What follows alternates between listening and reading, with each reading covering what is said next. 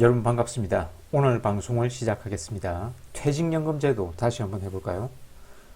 또 DB형, DC형 도대체 뭘 선택해야 됩니까? 그리고 DC형에서는 가장 궁금하겠죠. 무슨 펀드를 사야 되는가? 그래야 지금 일시금 퇴직금보다 한 푼이라도 더 벌어나갈 수 있는가? 그게 제일 궁금하겠죠. 그래서 이제 글 싣는 순서를 보시면 일단 퇴직연금제도 좋은 제도입니다. 단점보다 장점이 훨씬 많습니다. 그래서 적극 도입해가지고 퇴직 후 여러분 노후도 대비하고 재직 중에는 인덱스 펀드로 퇴직금을 자산 증식하자. 그래서 주식 투자 안 해봤는데 나는 그래서 주식 투자 무섭다. 원금 손실이 두렵다. 그러면 DB형을 선택하시면 돼요. 퇴직이 곧 다가온 고령 직원들은 DB형을 선택하는 게 좋습니다. 지금 일시금 퇴직금 제도와 똑같습니다. 그리고 이제 인덱스 펀드로 적극적으로 자산 증식을 하고 싶다. 그러면 이제 DC형 선택해가지고 인덱스 펀드로 여러분이 직접 운영하면 되겠죠. 근로 시간이 굉장히 많이 남은 젊은 신규 직원들한테 추천합니다. 그리고 이제 연말에 성과급에 부과되는 세금, 건보료 이런 거 아깝죠, 그죠? 그러면 DC형 퇴직연금 계좌로 성과급을 받으면 근로소득세가 아니라 퇴직소득세가 적용되고, 그리고 건강보험료로 장기요양보험료는 면제됩니다. 왜냐? 퇴직소득이기 때문에. 그리고 이제 DB형에서 DC형으로는 딱 한 번 변경할 수 있습니다. DC형에서 DB형으로는 변경 불가능합니다. 그래서 어떨 때 변경하느냐? 성과급이 등급 상향돼 가지고 성과급이 높아졌을 때, 또는 초과 근로수당이 증가해 가지고 평균 임금이 증가했을 때 DB형에서 DC형으로 변경해 가지고 퇴직금 중간 정산하면 좋습니다. 그러면 이제 DB형 vs DC형 30년을 근로한다고 했을 때 형성된 퇴직금의 차이는 얼마나 될까? 성과급의 일부가 평균 임금에 포함되는 회사를 기준으로 했습니다. 그리고 성과급 변동에 따른 퇴직금 차이는 얼마인가? 역시 성과급의 일부가 평균 임금에 포함되는 회사를 기준으로 했습니다. 그러면 이제 퇴직연금을 도입하게 되면 이 자산운용사를 선정해야 되겠죠. 그 자산운용사는 증권사로 선정하는 게 좋습니다. 그리고 여러분의 그 회사 특성상 은행도 꼭 넣어야 한다면 은행 하나, 증권사 하나 이렇게 선정사를 두 개로 선정하셔야 돼요. 그거는 이제 노동조합과 회사가 협의를 잘 해야 되겠죠. 그리고 이제 퇴직연금 도입 시 또 가장 큰 장점은 법정 퇴직금은 전액 압류금지 채권입니다. 근로자 퇴직보장급여법에 나와 있습니다. 전액 압류금지 채권이에요. 여러분이 그냥 일시금 퇴직금 사업장이라면 퇴직금도 2분의 1 압류 가능합니다. 그래서 여러분이 재직 중에 주식, 코인 이런 거 투자하다가 망해도 퇴직 후 퇴직금은 전액 보전 가능하다. 지킬 수 있다. 그리고 DC형 퇴직연금 계좌에서 이제 여러분이 가장 궁금해하는 주식, 채권 이 7대3으로 강제 자산 배분을 해야 되잖아요. 그죠? 어떤 멍청이가 이런 강제 자산 배분 규정을 만들었는지는 모르겠지만 아무튼 이렇게 우리나라 DC형 퇴직연금 계좌에서는 주식, 채권 7대3으로 강제 자산 배분을 해야 됩니다. 그래서 추천 포트폴리오, 그리고 이제 불패 투자 정책, 자, 인덱스 펀드 패시브 투자만이 유일한 진리입니다. 이 원포인트 레슨. 이거는 이제 다른 포스팅으로. 그리고 요 투자 방식에 종교적 신념을 가져야 하는 이유와 근거, 역시 다른 포스팅으로. 그럼 이제 회사의 연봉 상승률 DB형, 그리고 DC형으로 운용 시 인덱스 펀드 수익률, 요 두 개를 비교를 해봐야 되겠죠. 그래서 어떤 걸 선택하는 게 좋은 것인가? DB형이냐, DC형이냐? 자, 이제 김철수가 다니는 회사는 근로자 5,000명이 근무하는 사업장인데 아직 퇴직연금 제도를 도입하지 않고 있다. 대개 지금 300인 이상 사업장에서 퇴직연금을 도입한 비율이 92% 정도 되세요. 그래서 김철수가 다니는 회사는 늦었다. 무슨 이유에서인지. 근데 이번에 이재명 정부의 강한 퇴직연금 정책 드라이브로 인해 김철수 회사도 이제 퇴직연금 도입을 고려하고 있다. 이 법안을 보니까 도입 안 할 시에 벌칙 규정이 있대요. 그래서 도입이 강제되고 있다. 그래서 퇴직연금 제도에 대해 문외한인 김철수 회사 직원들을 위해 이 포스팅을 작성해 봅니다. 먼저 이제 김철수 회사의 연봉 상승률을 조사해 보니까 퇴직금 누진제가 없어진 2001년부터 20년 이상 근속한 직원의 연봉 총액 상승률을 조사해 보니 약 5% 정도가 나오더라. 복리 상승률입니다. 그래서 신입사원의 경우는 입사 2년 차부터 현재까지 여러분의 연봉 총액 상승률을 계산하면 됩니다. 왜 입사 2년 차부터냐? 2년 차부터 이제 연차 수당과 성과급이 지급되죠. 그죠? 그러면 이제 자신의 연도별 연소득 총액을 확인해 봐야 되겠죠. 그래야 이 복리 상승률을 계산해 볼 수 있지 않겠습니까? 국세청 홈택스에 들어가셔가지고 검색창에 소득금액 증명이라고 입력하시면 요 항목이 뜹니다. 요거 클릭하시고 요 과세 기간을 5년 단위로 최대 설정할 수 있거든요. 그래서 5년 단위로 요걸 설정하시고 사용 용도 제출처 여러분이 임의로 설정하시고 그리고 인터넷 열람 화면을 조회하고 신청하기 하시면 됩니다. 그러면 이제 연봉 상승률 계산은 어떻게 하느냐? 현재 연봉 나누기 과거 연봉 엑스포넨셜 거듭 제곱입니다. 1 나누기 기간 빼기 1 하시면 돼요. 그러면 복리 상승률이 나옵니다. 예를 들어 볼까요? 자, 2015년에 입사한 김철수는 2015년에 연봉 총액이 4,500만 원, 그리고 2025년 현재는 연봉 총액이 9천만 원, 10년 동안입니다. 그죠? 그래서 9천만 원 나누기 4,500만 원, 엑스포넨셜 1 나누기 10 빼기 1 하면 복리 상승률로 7.2%가 나오네요. 대개 신입사원 때는 10년 동안 하후 상박이기 때문에 연봉 상승률이 높고 고직급으로 갈수록 연봉 상승률이 떨어집니다. 그래서 저 위에 보듯이 김철수 회사의 고참 사원들 한 25년 근속한 직원들의 연봉 상승률을 계산해 보니까 5% 정도 나오더라. 그럼 이제 퇴직연금 종류와 이 장단점을 살펴봐야 되겠죠. 자, DB형은 확정급여형입니다. 쉽게 말하면 지금 일시금 퇴직금 받는 것과 똑같습니다. 원리금 보장형입니다. 그래서 주식 운용이 두려운 사람들은 그냥 DB형 선택하시면 돼요. 김철수 회사 같은 경우에는 연봉 상승률이 높기 때문에 그냥 DB형 선택하셔도 괜찮습니다. 그래서 나는 주식 투자 잘 모른다, 원금 손실 두렵다, 이런 사람들은 DB형을 추천합니다. 퇴직이 얼마 남지 않은 고령 직원, 총 연봉 상승률이 높은 회사의 직원들, 이런 사람들은 DB형 선택하시면 돼요. 나머지는 그냥 한번 쭉 읽어보시고, 운영 주체는 회사입니다. 회사. 기업이 책임지고 운영하고, 퇴직연금 사업자의 DB계좌에, 그러니까 지금 이제 일시금 퇴직금 사업자는 그냥 퇴직금 충당 부채로 그냥 회계상에 잡아놓고 있는데, 이제 퇴직연금 사업을 도입하게 되면 직접 이렇게 은행, 보험, 증권사, 이 운용사업자 DB계좌에 넣어줘야 됩니다. 1년에 한 번 또는 매달 혹은 분기별, 반기별 이렇게 직접 넣어줘야 돼요. 그래서 실제 운용 의사결정은 이제 대개 이런 자산운용사들이 하죠. 자산운용사들이. 그리고 수익률과 리스크는 수익률은 되게 낮겠죠. 연봉 상승률만큼만 이제 수익률이 나고 손실이 나도 회사가 책임지고 근로자는 자기의 연봉 상승률만큼 확실하게 보장받습니다. 그래서 확정급여형이에요. 그리고 이제 수수료가 있습니다. 이 퇴직연금을 도입하게 되면 대개 이렇게 자산관리 수수료라는 게 있는데 자산관리 수수료 때문에 일시금 퇴직금보다 약간 불리한 구조다. 일시금 퇴직금은 내 퇴직금을 온전히 내가 다 갖고 가는데 이 자산관리 수수료만큼 이렇게 운용사에 떼줘야 되겠죠. 그죠? 아무튼 자산관리 수수료는 0.2%에서 0.5% 굉장히 크죠. 그죠? 운용사가 대신 증권사면 이 대개 보험사와 은행은 좀 수수료가 높고 증권사면 저렴합니다. 그러면 이제 여러분의 그 퇴직금 잔고가 1억이라면 이 0.2%라면 매년 20만 원씩 운용사가 보수로 가져갑니다. 그리고 운용관리 수수료, 기타 수수료 이런 것들이 있다. 자, 장점은 이제 확정급여형이니까 퇴직금 보장을 회사가 책임져야 됩니다.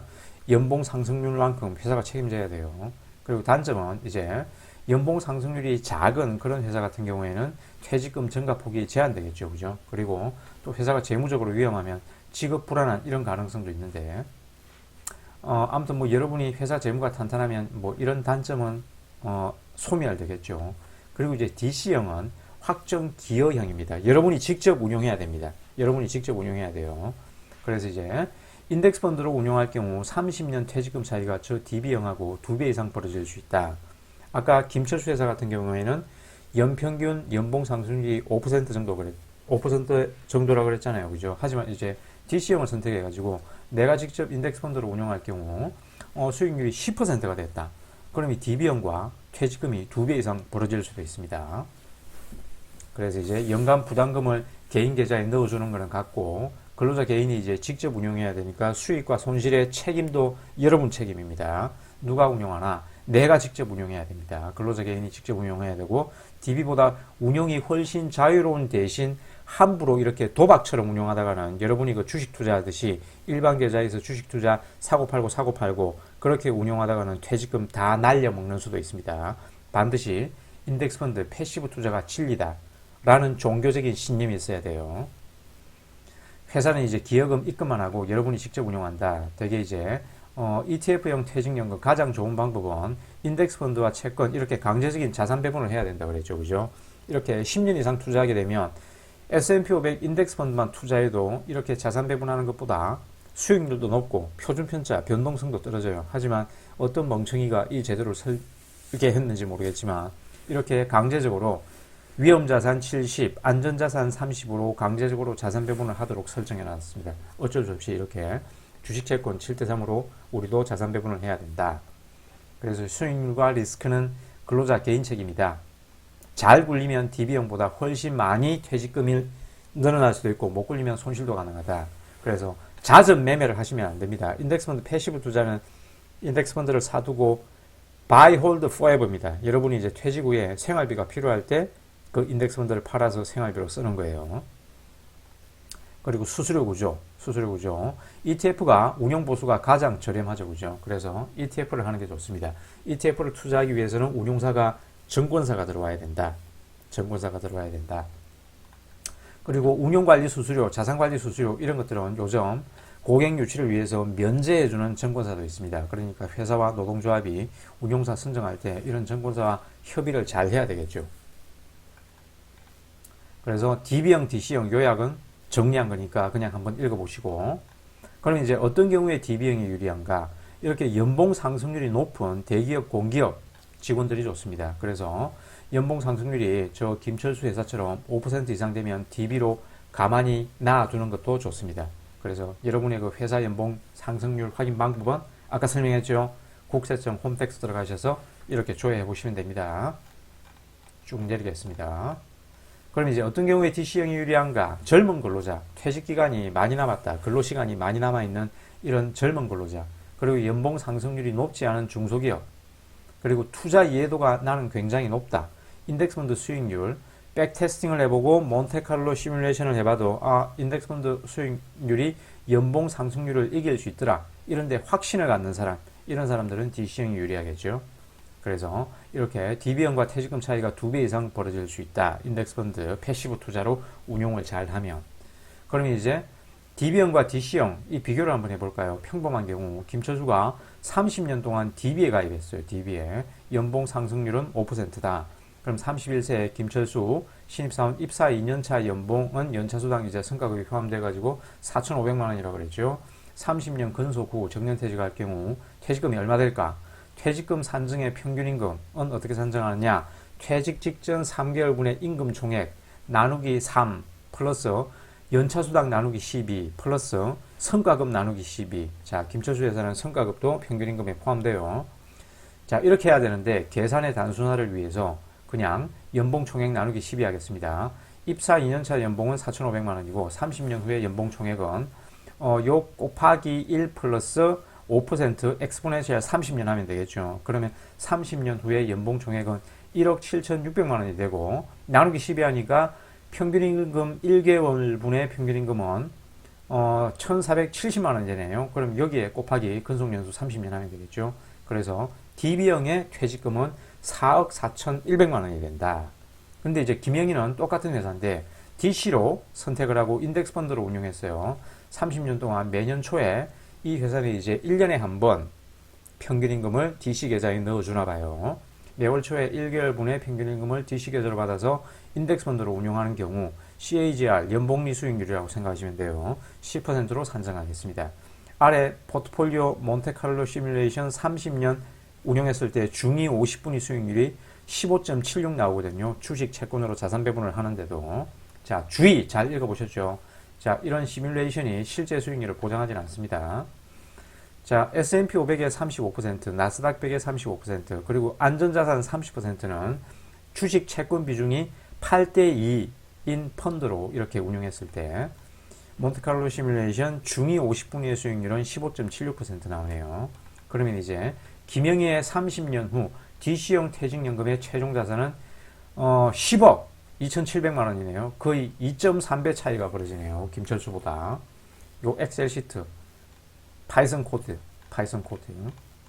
요 구글 파이썬 코드 직접 여러분의 회사 상황에 맞게 이렇게 변수만 조정해 보시면 됩니다. 변수, 요각, 그리고 수익률각 이런 것들만 조정해 보시면 돼요. 그리고 이제 DB형을 선택한 김철수가 운이 나쁜 경우, 자, 우연한 사정에 의해서 성과급이 변동할 수 있잖아요. 그죠? 나는 잘하고 있는데, 근로 성적도 좋은데, 부서평가가 나빠가지고, 이렇게 성과급이 나빠질 수 있습니다. 그죠? 그래서, 김철수가 20년 차 때 성과급을 2,400만원 받았어요. 그리고 19년 차 때는 1,200만원 받았습니다. 20년 차 때는 이제 뭐 성과가 좋아가지고, 2,400만원을 받았네요. 하지만, 21년 차에 퇴직을 했는데, 하필, 21년 차에 성과급이 600만원으로 줄어버렸습니다. 그럼 이 성과급에 해당하는 평균임금 나누기 12하면 50만원 밖에 안 되거든요. 그래서 여기에 곱하기 근속연수 21년 하면 퇴직금이 성과급에 해당되는 퇴직금이 1,050만원 밖에 안 돼요. 20년 차하고 거의 뭐 3천만원 가까이 차이 나네요. 그죠? 그래서 퇴직할 때까지 이렇게 DB에 묶어두거나 퇴직연금 사업장이 아닌 일반 퇴직금 사업장은 이렇게 우연한 사정에 의해 퇴직금에 상당한 차이가 발생할 수 있습니다. 이런 사례 굉장히 많습니다. 그래서 퇴직연금을 도입하게 되면 퇴직연금 사업장 경우에는 이렇게 성과급이 폭증했을 때 DB형에서 DC형으로 전환하여 퇴직금을 중간 정산할 수 있거든요. 한 번 가능합니다. 전환하는 것은.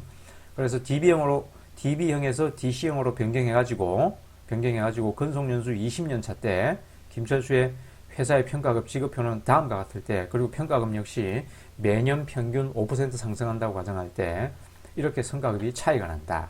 이렇게 차이 난다. 그래서 DB형 선택한 김철수가 20년 차에 퇴직금 중간 정산해가지고 DC형으로 변경 후에 인덱스 펀드로 운용해가지고 향후 이제 10년 동안, 그러니까 퇴직하는 30년 차, 향후 10년 동안 CAGR 10%로 운용한다. 그러면 이제 김철수의 퇴직금은 총 얼마가 될까? 1억 3,036만 8천원이 되네요. 성과급에 해당하는 퇴직금만. 아까 저 운 나쁜 김철수의 사례보다 그거는 1,000만원 밖에 안 됐잖아요. 그죠? 1,000만원 밖에 안 됐잖아요. 그죠? 한 10배 이상 차이 나네요. 10배 이상. 그래서 역시 요 엑셀 시트 참고해 보시고, 그리고 파이썬 코드 참고해 보시고, 요 변수만 변경하시면 됩니다. 여러분의 사정에 맞게. 그래서 요것도 한번 읽어보시고, 지금 17분 지나고 있네요. 17분 지나고 있네요. 실제로 이렇게 성과급이 변동되는 데에 따라서 퇴직금이 수천만 원 이상 이렇게 차이 나는 그런 경우는 비일비재합니다. 그리고 이제 자산운용사를 선정할 때 정권사로 선정하는 게 좋다. 그래서 꼭 은행도 넣어야 된다면 정권사와 함께 은행, 이렇게 선정사를, 자산운용사를 두 개로 선정하셔가지고 근로자의 취향에 맞게 나는 은행 할란다, 나는 정권사 할란다, 이렇게 선택할 수 있게 하면 좋겠죠. 그리고 또 퇴직연금 도입 시 이 법정 퇴직금은 전액 압류금지 채권이라고 그랬잖아요. 그죠? 한번 읽어보시면 됩니다. 그리고 연말에 성과급에 부과되는 근보료, 세금 아깝죠. 그죠? 그래서 DC형 퇴직연금 계좌로 성과급을 받으면 퇴직소득세가 적용되고 건강보험료는 면제된다. 요 내용 한번 쭉 읽어보시면 됩니다. 회사도 이득입니다. 이러면 근로자분의 건강보험료를 부담 안 해도 되잖아요. 그죠? 연금보험료도 안 내도 되고 회사도 이득이다. 근로자도 이득이다. 윈윈이다. 그런데 이걸 근로자 개인별로 선택하는 것은 불가능합니다. 전체적으로 일률적으로 적용돼야 돼요. 그래서 성과급 받아가지고 1,000만 원 들어왔는데 난 이걸로 외국 관광도 가고 맛있는 것도 사 먹고 하는데 이렇게 DC 계좌에 다 넣어버리면 아깝다. 그런 사람들은 뭐 절반 정도만 넣게, 이렇게 단체 예약으로 만들면 되겠죠. 그러면 이제 DC형 퇴직연금 계좌에서 추천하는 주식, 채권, 자산 배분 포트폴리오, 요거는 다음 시간에 하겠습니다. 너무 시간이 길어서 여러분들이 보기에 지치겠네요. 이상 오늘의 방송을 마치겠습니다. 시청해 주셔서 감사합니다.